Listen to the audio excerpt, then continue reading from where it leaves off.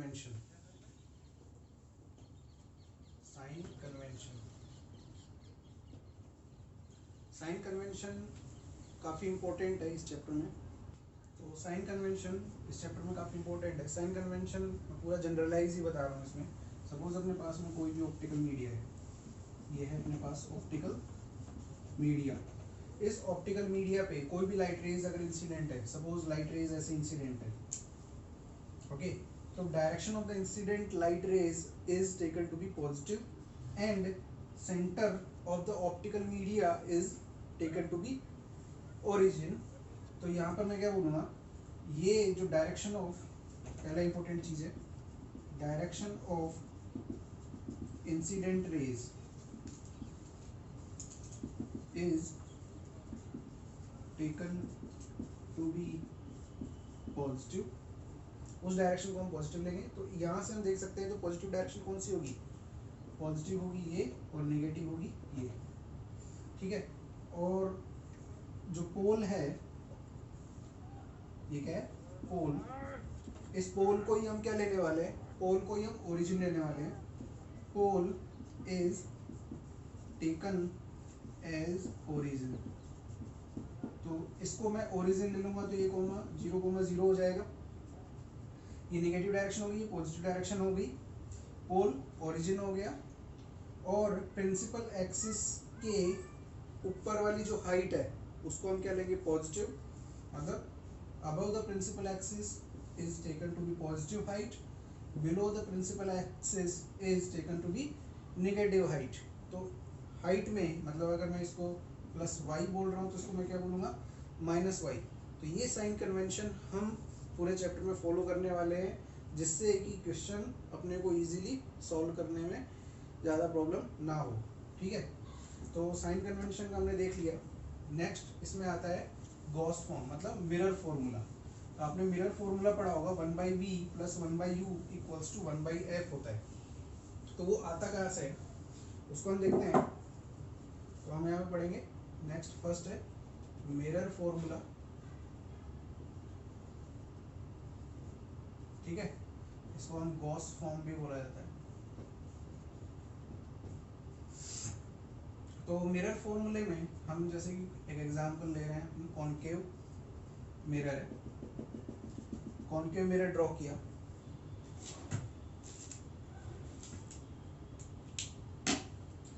Concave mirror में ये principal axis है,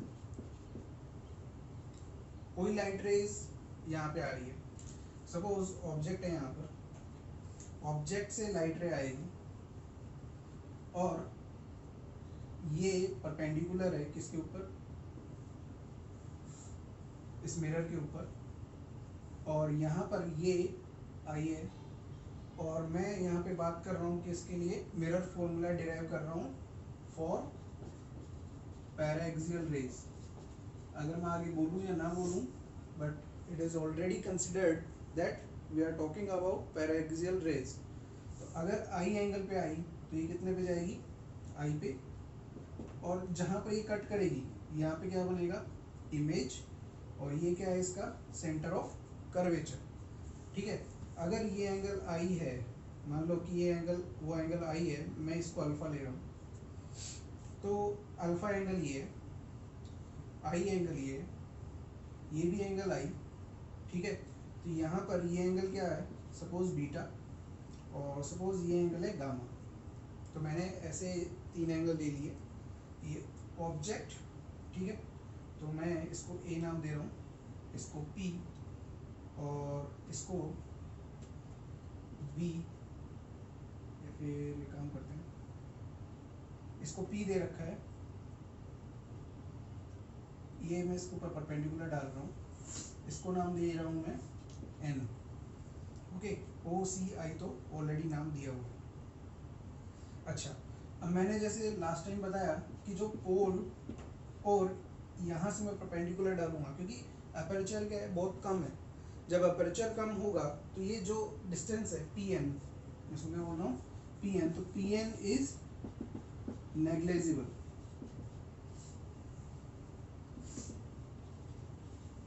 पी एन को हम क्या कर सकते हैं, नेग्लेक्ट कर सकते हैं। क्यों, क्योंकि फॉर पैराक्सियल रेज ये जो इफेक्टिव एरिया है, अपर्चर है, ये बहुत स्मॉल होगा तो ये एन भी उसके पोल के पास ही होगा, तो पी एन की जो डिस्टेंस है वो हम नेगलेक्ट कर सकते हैं। अब देखो, जो ऑब्जेक्ट से पोल के बीच की जो डिस्टेंस होती है उसको लिया जाता है u, मतलब ऑब्जेक्ट डिस्टेंस, और u क्या है, distance of object from pole. ये ध्यान रखना, ये पोल्स है, ठीक है। आगे फ्रेम ऑफ रेफरेंस के भी पंगे पड़ सकते हैं। v क्या है, distance of image from pole. तो यहाँ पे रेफरेंस किसको लिया जा रहा है, पोल को। u v आ गया, और r क्या है, r is the distance of centre of curvature from pole. तो पोल से distance of centre of curvature की डिस्टेंस होगी r, और ये हो गया d, और ये है r। ओके, यहाँ तक सब कुछ समझ में आया। नेक्स्ट चीज है, मुझे डेरिवेशन करना है इसका गॉस फॉर्म का, और फॉर्मूला आपको पता है क्या होता है, 1/b + 1/u = 1/f, जो कि हमने क्लास 10th में पढ़ा था। इसी को मैं यहाँ पे डिराइव करके लेने वाला हूँ। सपोज ये जो अल्फा प्लस आई, एक्सटीरियर एंगल थ्योरम से हम लिख सकते हैं अल्फा प्लस आई बराबर किसके बराबर होगा, बीटा के इक्वल होगा, फर्स्ट इक्वेशन।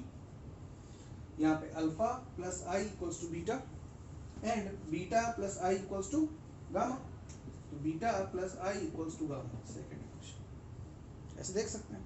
तो मैं क्या करूँगा, यहाँ पे आई को एलिमिनेट करूँगा, तो मैं यहाँ पे लिखूँगा 1 - 2। एक में से अगर मैं सेकेंड इक्वेशन को सब्ट्रैक्ट कर रहा हूँ तो alpha minus beta equals to क्या होगा, बीटा माइनस गामा। इस बीटा को इधर लेके आते हैं और गामा को इधर लाते हैं, तो alpha plus gamma equals to क्या होगा, 2 बीटा। और हमें पता है, as we know we are considering paraxial raise,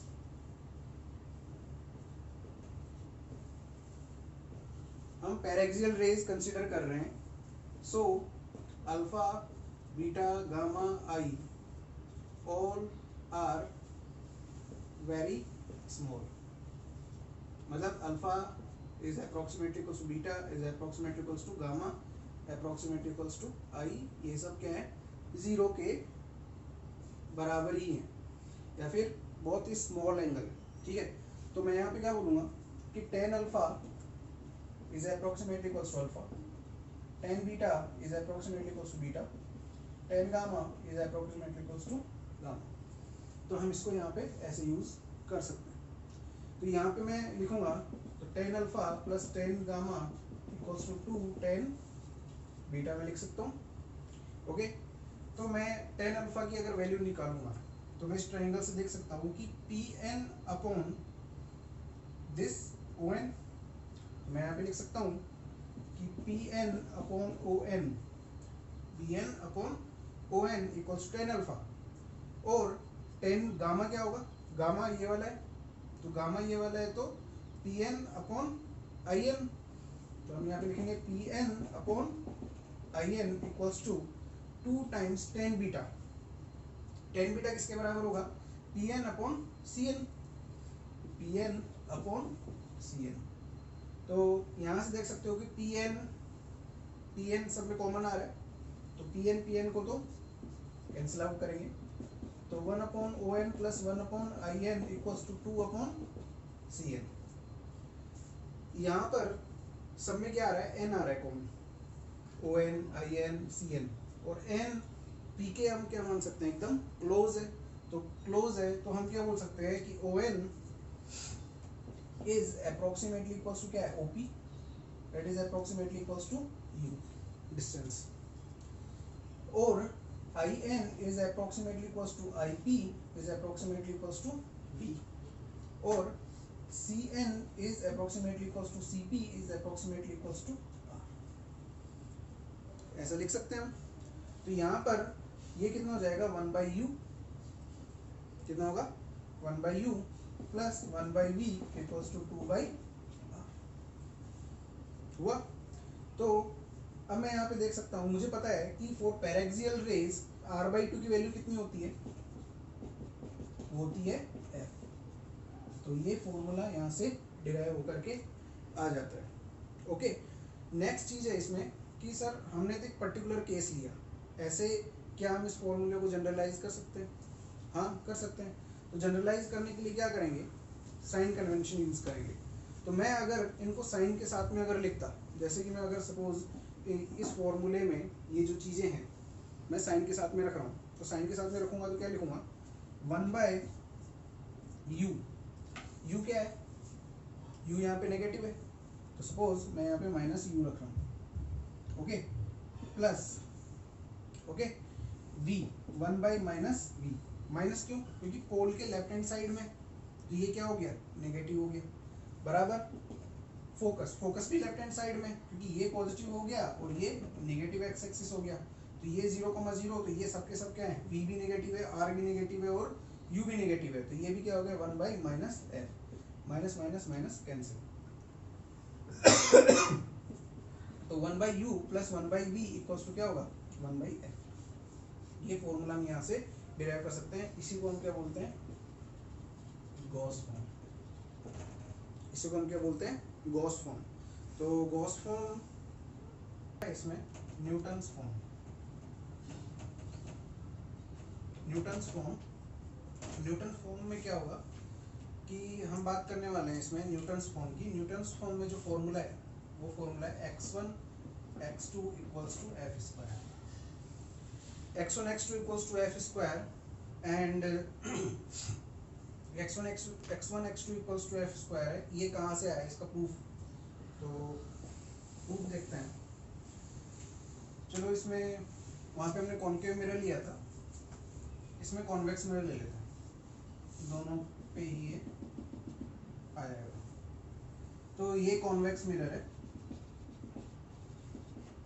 इसमें फोकस किधर होगा, फोकस होगा इधर। वहाँ पर ओरिजिन क्या होता है, वहाँ पे ओरिजिन पोल होता है, किसमें, गॉस फॉर्म में। न्यूटन्स फॉर्म में इसमें ओरिजिन होता है फोकस, जो भी फोकस है, जैसे इसमें ये फोकस है तो ये क्या हो गया, ओरिजिन। और ऑब्जेक्ट सपोज इसमें वर्चुअल ऑब्जेक्ट है, यहाँ पर u है और यहाँ पे v है, सपोज ये ऑब्जेक्ट हो गया और ये क्या हो गया, इमेज। ये डिस्टेंस है u, ये डिस्टेंस है v, और फोकस की डिस्टेंस आपको पता है। तो हम यहाँ पे क्या बोल सकते हैं कि अगर फोकस से o की डिस्टेंस क्या है, वो है x1, और x2 is the distance of image from the focus. x1 और x2 के बारे में हम अगर बात करेंगे तो x1 क्या है, x1 is the distance of object from the focus, ठीक है।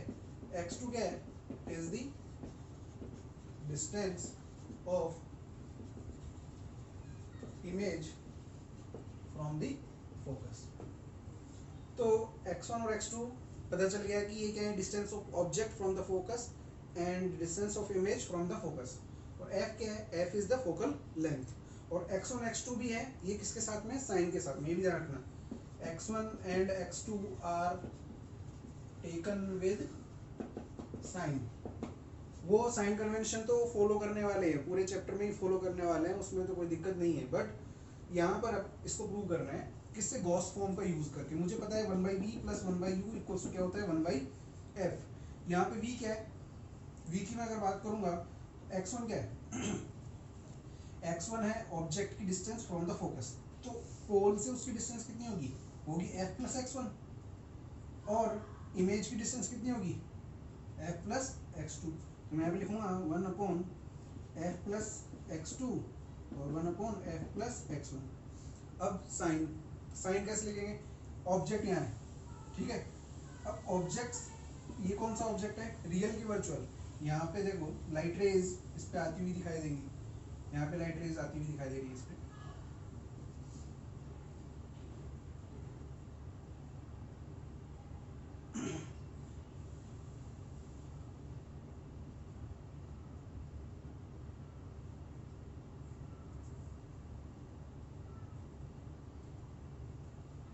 यहाँ पे लाइट रेज अगर आती हुई दिखाई दे रही है इसके ऊपर,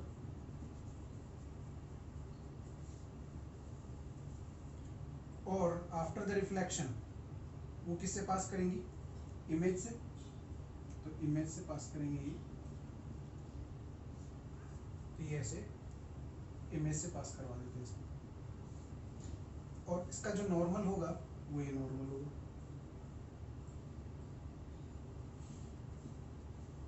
ये सेंटर ऑफ कर्वेचर। तो जितने एंगल पे आई उतने एंगल पे गई। Incident light raise and outgoing light rays, incident light rays and object are not on the same side of the optical media, so object is virtual.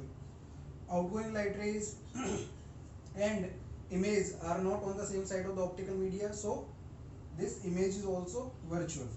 तो यहाँ से अगर मैं साइन कन्वेंशन के हिसाब से भी देखूँ तो light rays, incident light raise इस डायरेक्शन में, ये पॉजिटिव एक्स एक्सिस हो गया और ये कौन सा हो गया, निगेटिव एक्स एक्सिस। तो ये जो f प्लस x2 है और f प्लस x1 है, दोनों ही क्या होंगे, प्लस होंगे।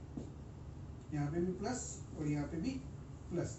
इक्वल्स टू क्या लिखूंगा, फोकस। फोकस क्या होगा इसका, फोकस दूसरी डायरेक्शन में, पॉजिटिव डायरेक्शन में। अगर ये 0,0 है तो फोकस के कोऑर्डिनेट क्या है, इसके कोऑर्डिनेट हैं f,0।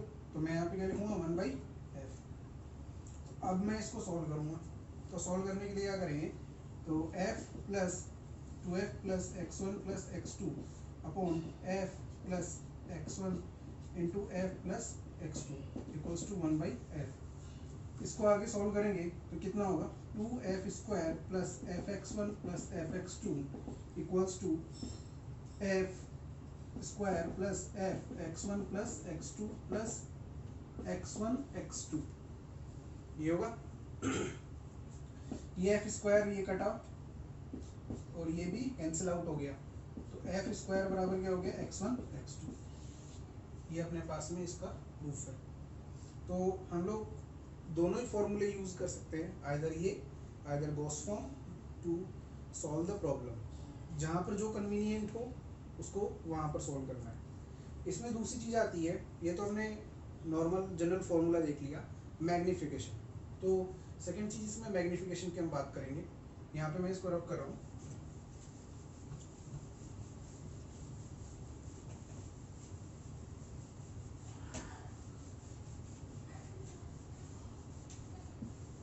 तो मैग्निफिकेशन की अगर हम बात करेंगे तो मैग्निफिकेशन क्या होता है, मैग्निफिकेशन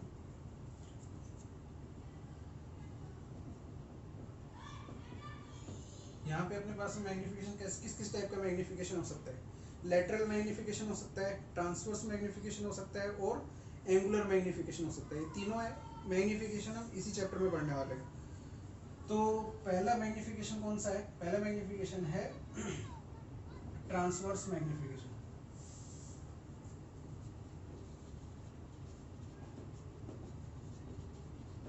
दूसरा है लेटरल मैग्निफिकेशन।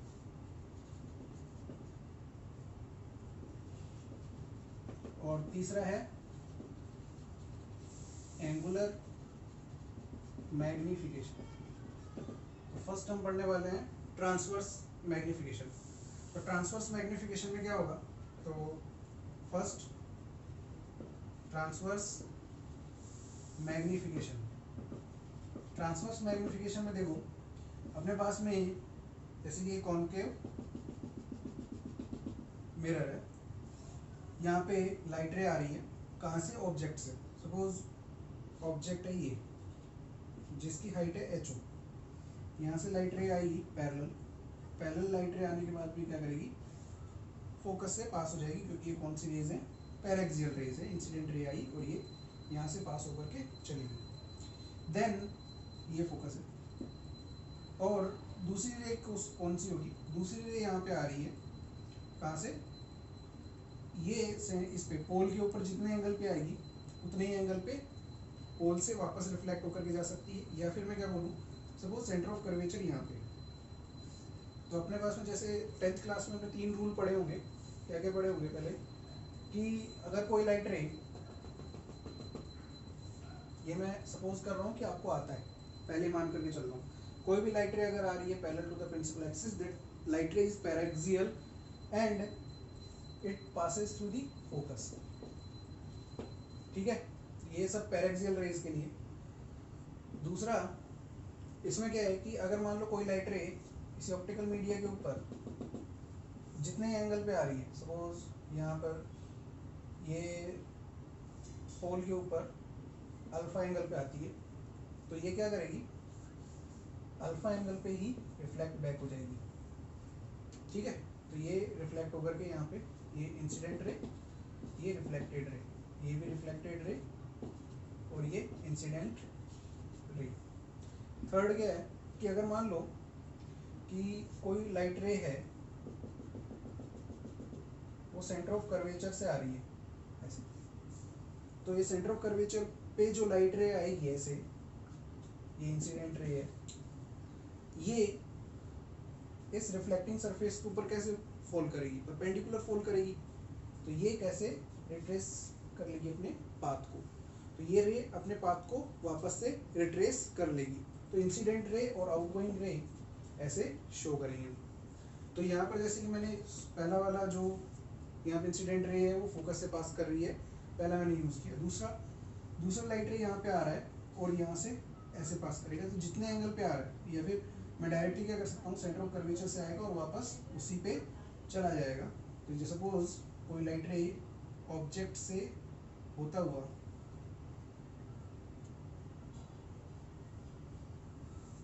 इस मिरर के ऊपर सेंटर ऑफ कर्वेचर से आ रहा है, तो सेंटर ऑफ कर्वेचर यहाँ पे, तो ये जो आउटगोइंग लाइट रे को जहाँ पर कट करेगा, ये क्या होगा, इमेज।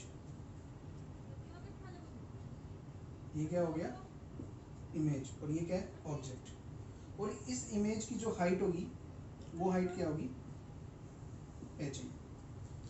अब इसको थोड़ा और मुझे सिंप्लीफाई करना है, तो सिंप्लीफाई करना है तो मैं क्या करूँगा, मैं यहाँ पे ऐसे ले सकता हूँ कि तीसरा वाला जो इसमें है कि सपोज ये जितने एंगल पे आ रही है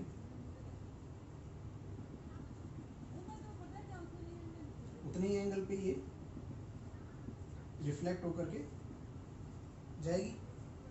तो सपोज ये अल्फा एंगल पे आ रही है, तो ये अल्फा पे जाएगी। तो मेरे पास में ट्राइंगल ओ पी, इसको पी तो इसको ले लेते हैं, और को ओ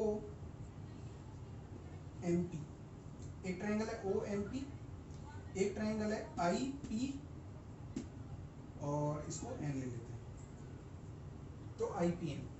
तो मैं अगर ट्राइंगल किसमें बात कर रहा हूँ, ट्राइंगल ओ एम पी, तो टेन अल्फा इक्वल्स टू किसके बराबर होगा, टेन अल्फा इक्वल्स टू होगा एच ओ अपॉन यू, तो ये होगा एच ओ अपॉन यू। ऐसे ही in triangle I P N, I N P, यहाँ पे भी क्या होगा, टेन अल्फा इक्वल्स टू क्या होगा, that is H I upon V, तो ये होगा एच आई अपॉन वी। अब इसको मुझे साइन के साथ में लेना है, क्योंकि एच आई है, हमने साइन कन्वेंशन के अकॉर्डिंग पढ़ा है कि below the principal axis it is taken to be negative, तो ये माइनस एच आई हो जाएगा। और टेन अल्फा इसमें क्या हो जाएगा, प्लस, क्योंकि H O above the principal axis है। तो यहाँ पे मैं लिख सकता हूँ implies H O upon U equals to minus H I upon V. तो एच आई इक्वल्स टू मैं क्या लिख सकता हूँ, minus V by U into H O. H I equals to क्या होगा, minus V by U into H O. तो minus V by you, अब मैं यहाँ पे क्या बोल सकता हूँ, H I upon H O. Magnification क्या होता है, मैग्निफिकेशन होता है, magnification is the ratio of the height of the image to the object. तो ये हो गया minus V by U, where V and U are taken with sign. तो हम यहाँ लिखेंगे where V and U are taken with sign. मतलब अगर v और u सेम साइन के होंगे तो कैसी इमेज बनेगी, इन्वर्टेड। तो हम यहाँ पे क्या बोलेंगे, if v and u are of same sign, यहाँ बोलेंगे if v and u are of same sign then inverted image forms. तब इन्वर्टेड इमेज फॉर्म करेगी। तो इन्वर्टेड इमेज फॉर्म करेगी तो इसका मतलब क्या है, इसका मतलब है कि अगर पहले ऑब्जेक्ट ऐसे है तो इमेज कैसी होगी, इमेज होगी ऐसी। और अगर ऑब्जेक्ट ऐसा है, image if v and u are of the same sign then magnification is negative, और मैग्निफिकेशन अगर नेगेटिव है तो इन्वर्टेड इमेज बनेगी। और सेकंड, इफ मोड m, इसको मैं m नाम दे रहा हूँ, mode m is greater than 1 और मोड m इक्वल्स टू 1 और mode m is less than 1, मतलब अगर इसकी वैल्यू ग्रेटर देन 1 हुई तो इसका मतलब जो इमेज बनेगी वो इनलार्ज बनेगी। अगर मैग्निफिकेशन की वैल्यू 1 हुई तो इसका मतलब सेम साइज की बनेगी, ठीक है। और अगर m लेस देन 1 हुआ तो इसका मतलब क्या होगा, इसका मतलब है कि ये डिमिनिश्ड बनेगी, डिमिनिश्ड या फिर स्मॉल साइज की इमेज बनेगी, ठीक है। तो तीन तो ये हुआ। अगर इफ m इज पॉजिटिव और इफ m इज नेगेटिव, अगर m पॉजिटिव हुआ तो इमेज कैसी बनेगी, सीधी, डायरेक्ट। और अगर m लेस देन 0 हुआ तो इसका मतलब इमेज कैसी बनेगी, इन्वर्टेड। ओके, तो यहाँ पर हम क्या कर रहे हैं, मैग्निफिकेशन, जो ट्रांसवर्स मैग्निफिकेशन है उसका HI/HO equals to minus v/u Gauss form के हिसाब से भी हमने देख लिया। ऐसे ही हम क्या कर सकते हैं, ये जो माइनस v/u है इसकी वैल्यू निकाल सकते हैं किसमें, न्यूटन्स फॉर्म में। तो सेकंड चीज, हम जो मैग्निफिकेशन का जो फॉर्मूला है वो किस में निकालेंगे, न्यूटन्स फॉर्म में। देखो ऐसे कर सकते हैं,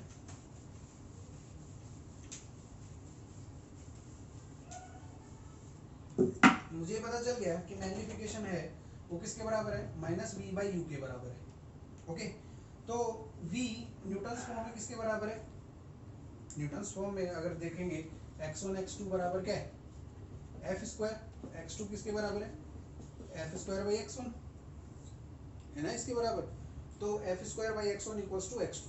अब मुझे v की वैल्यू निकालनी है, तो v क्या होगा, माइनस v की जगह मैं क्या लिख सकता हूँ, f plus f²/x1 upon u की वैल्यू कितनी होगी, u की वैल्यू होगी, जैसे v की मैंने वैल्यू निकाली f upon focus plus x2। ऐसे ही उसमें क्या करूँगा, जैसे कि मान लो यहाँ पे x1 x2 बराबर f² है तो x2 हो गया ये। ओके, तो ऐसे ही हम क्या कर सकते हैं, जो u की वैल्यू है, u किसके बराबर है, u है f प्लस x1 के बराबर है, ठीक है। तो हम इसको सॉल्व कर सकते हैं, कैसे सॉल्व करेंगे, ये हो जाएगा, f को कॉमन ले लिया तो x1 प्लस f, यहाँ पे क्या होगा, f को मैंने कॉमन ले लिया और ये कितना हो जाएगा, x1 प्लस f, और ये कितना हुआ, f प्लस x1, और वो भी किसका, माइनस का। तो मैग्निफिकेशन यहाँ पे कितना रहा है, कुछ यहाँ पे छूट रहा है अपने पास में,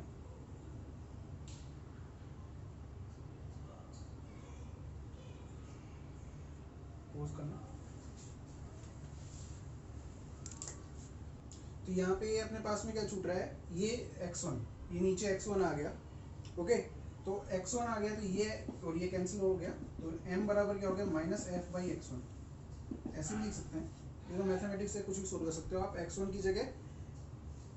की जगह आप x2 में सब्स्टिट्यूट कर सकते हो। कैसे, मैंने क्या किया, x2 को सब्स्टिट्यूट किया है, आप x1 को भी सब्स्टिट्यूट करोगे तो भी आंसर x2 के टर्म में आ जाएगा। ओके, तो यहाँ से अपने को ये समझ में आता है, मैग्निफिकेशन यहाँ पे ये हुआ, मैग्निफिकेशन बराबर माइनस v/u भी कर सकते हैं, दोनों ही अपने पास में फॉर्मूला है। अब मैग्निफिकेशन का अगर मुझे फॉर्मूला निकालना है किसमें, 1/v plus 1/u equals to 1/f। तो मैं क्या कर रहा हूँ, मुझे v और u के टर्म में निकालना है ना, तो मैं सपोज इसको पूरे को किससे मल्टीप्लाई कर दे रहा हूँ, नीचे u रखना है तो मैं v से मल्टीप्लाई कर देता हूँ, तो v/v plus v/u equals to v/f, ये कर दिया। या फिर मैं क्या कर सकता हूँ, पूरे को u से मल्टीप्लाई कर देता हूँ। तो मुझे तो अगर ऑब्जेक्ट की अगर डिस्टेंस ले रखी है तो मैं u से मल्टीप्लाई कर रहा हूँ, तो ये कितना हो जाएगा, u/v plus 1 equals to u/f। तो यहाँ पर हम क्या कर सकते हैं कि जो माइनस v/u है इसको मुझे निकालना है, तो u/v इक्वल्स टू कितना हो जाएगा, u/f माइनस 1।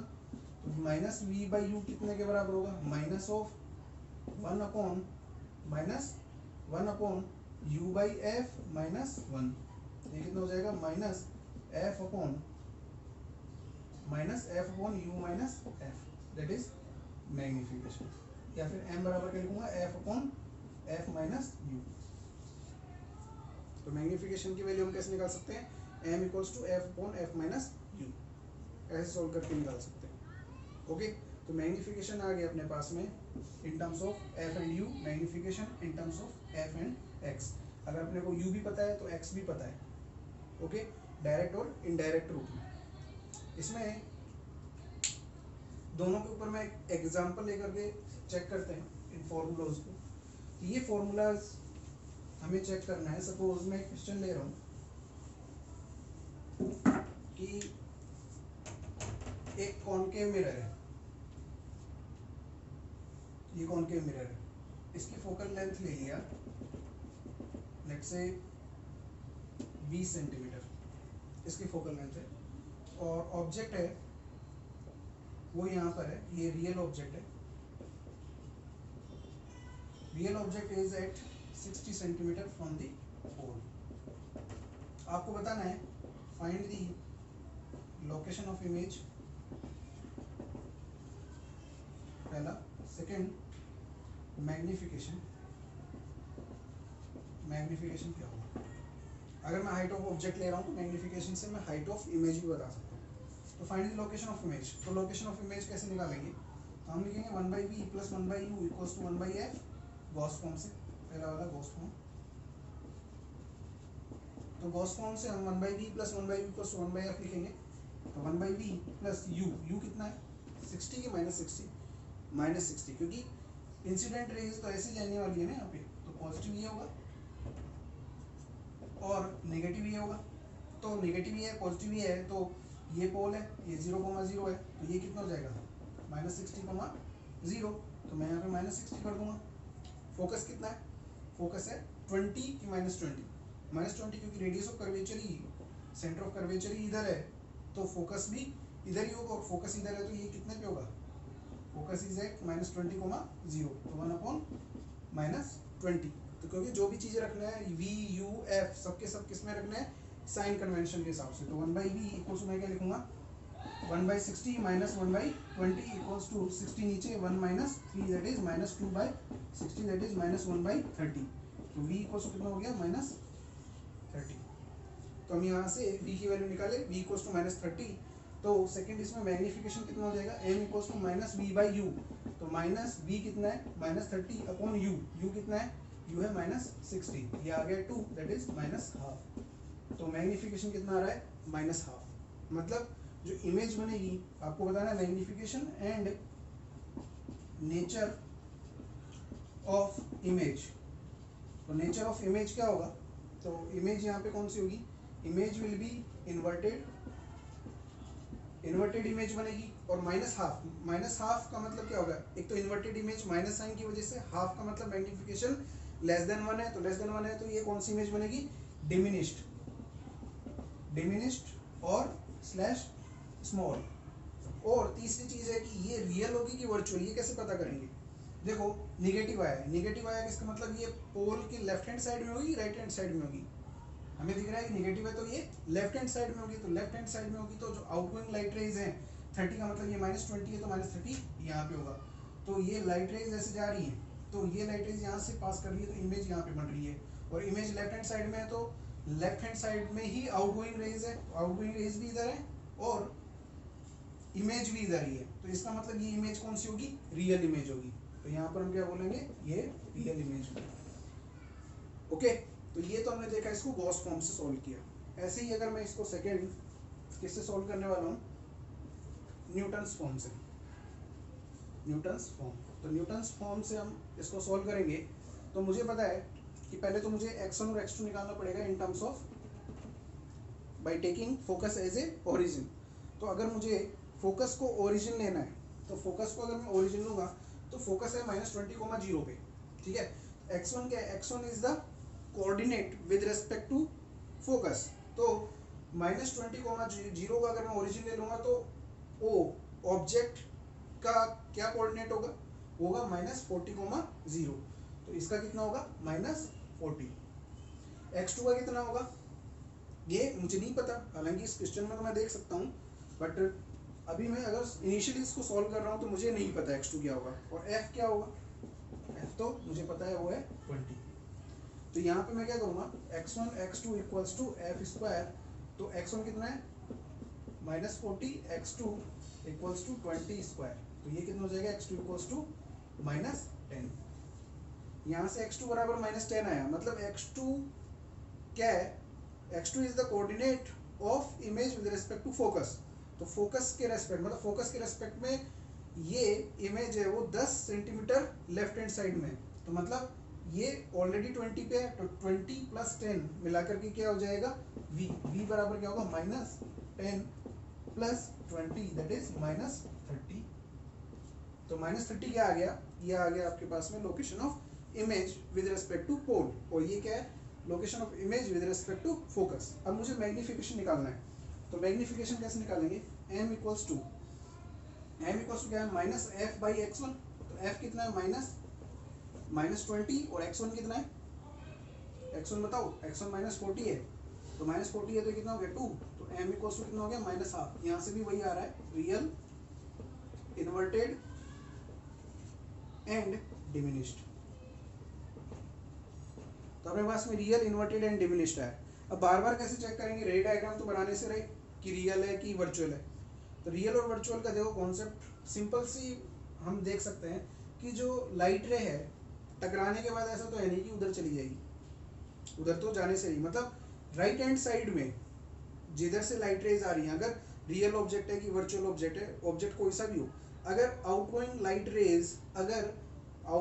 रेज है उनको अगर हम देखेंगे तो वो हमेशा किधर होंगी, लेफ्ट हैंड साइड में होंगी। तो लेफ्ट हैंड साइड में अगर आउटगोइंग लाइट रेज है, अगर इमेज है वो किधर बन रहा है, लेफ्ट हैंड साइड में, मतलब निगेटिव में बन रहा है। तो अगर v की वैल्यू निगेटिव आती है तो इमेज हमेशा क्या होगी, रियल होगी। मतलब लाइट रे है वो पोल के इस साइड में तो हो ही नहीं सकती है आउटगोइंग लाइट रे, और अगर पोल के इस साइड में पॉजिटिव है तो इस साइड में क्या है निगेटिव। निगेटिव साइड में अगर इमेज हो रही है तो वो हमेशा क्या होगी, रियल होगी बाय डिफॉल्ट, क्योंकि आउटगोइंग लाइट रेज तो हमेशा लेफ्ट हैंड साइड में रहने वाले। तो मैं ये डायरेक्ट लिख सकता हूँ, if v is less than 0, तो किस केस में, इन केस ऑफ मिरर्स, ये मिरर्स कोई सा भी हो सकता है, प्लेन मिरर स्फेरिकल मिरर दोनों। तो इन केस ऑफ मिरर तो ये क्या होगा, ये होगा रियल इमेज। और if v is greater than 0 तो ये कौन सा हो जाएगा, वर्चुअल इमेज। और ऑब्जेक्ट अगर मान लो u इज लेस देन 0 हुआ, तो u लेस देन 0 का मतलब क्या है, u लेस देन 0 का मतलब है कि लाइट रे, इंसिडेंट लाइट रेज जिधर से आ रही है, सपोज इंसिडेंट लाइट रेज आ रही हैं अपने यहाँ पे, तो इंसिडेंट लाइट रेज जिस डायरेक्शन से आ रही है उस डायरेक्शन को हम क्या लेंगे, निगेटिव। तो अगर u जिस डायरेक्शन की तरफ जा रही है उसको तो पॉजिटिव, और जिस डायरेक्शन से आ रही है उस डायरेक्शन को क्या बोलेंगे, निगेटिव इस डायरेक्शन को, और इस डायरेक्शन में जा रही है तो पॉजिटिव। तो u लेस देन 0 हुआ तो ये कौन सा होगा, रियल ऑब्जेक्ट, ठीक है। और इफ u पॉजिटिव हुआ तो कौन सा हो जाएगा, वर्चुअल ऑब्जेक्ट। तो यहाँ से हम देख सकते हैं कि डायरेक्टली सॉल्व कर सकते हैं कि रियल इमेज है कि वर्चुअल इमेज है। तो यहाँ पे हम अपने डेफिनेशन को और क्या कर दिए, कन्फाइंड कर दिए टू द मिरर्स के लिए कन्फाइंड कर दिए, और ये चीज़ हम निकाल लिए।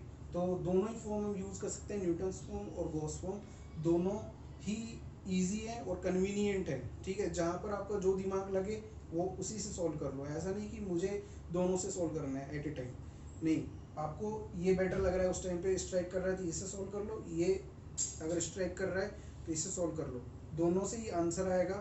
बट आपको एट ए टाइम क्वेश्चन जब आप सॉल्व कर रहे हो उस टाइम पे आपको डिसाइड करना है कि कौन सा आपको ज़्यादा कन्वीनियंट होगा, ठीक है, यह आपके ऊपर रहेगा। मैंने दोनों फॉर्म आपको समझा दिया है, आप किसी से भी आप क्वेश्चन सॉल्व कर सकते हो। ओके, तो नेक्स्ट लेक्चर में हम क्या करेंगे, नेक्स्ट लेक्चर में इनके यूजेस के बारे में पढ़ेंगे, वेलोसिटी ऑफ इमेज के बारे में पढ़ेंगे, ठीक है। तो अब आज